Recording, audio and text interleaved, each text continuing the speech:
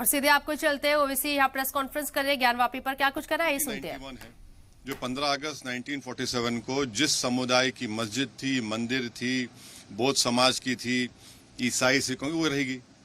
अगर वो ये कह रहे हैं तो फिर कई बौद्ध समाज के प्लेसेस ऑफ वर्शिप को बदल दिया गया 47 से पहले। आंध्रा डिस्ट्रिक्ट में जाइए आप, वहां पर है आज भी। क्या करेंगे वो? उसको भी चेक कराएंगे क्या? उनको पढ़ना चाहिए कि स्वामी विवेकानंदा ने ओडिशा के एक बहुत बड़ी मंदिर के बारे में क्या कहा था। आप मुख्यमंत्री है, कानून को फॉलो करिए।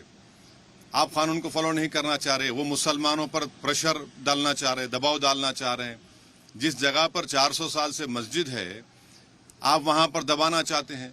और आखिरी बात यह है कि मुसलमानों ने मथुरा में आज से 55-60 साल पहले हिंदू समाज के साथ एक एग्रीमेंट किया और उसको कोर्ट में एग्रीमेंट सबमिट किया, मगर उसके बावजूद भी लिटिगेशन खोल दिया गया उसका।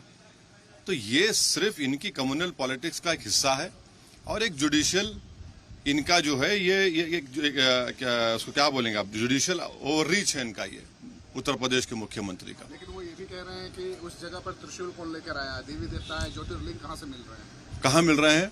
400 साल से मस्जिद है वहां पर, नमाज हो रही है वहां पर। प्रधानमंत्री ने काशी की इतनी बड़ी मंदिर को बना दिया, उसके ऊपर क्या बोलेंगे वो? जब कानून हमने बना दिया पार्लियामेंट में, वो कानून को फॉलो करना पड़ेगा आपको।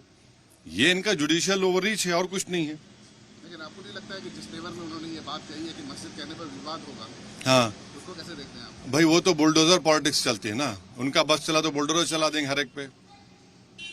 वो तो हर चीज वही करना चाहते हैं।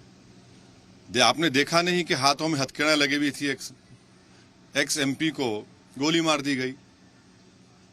क्या ओवैसी इस बात को मानते हैं कि 24 के चुनाव से पहले इस तरीके की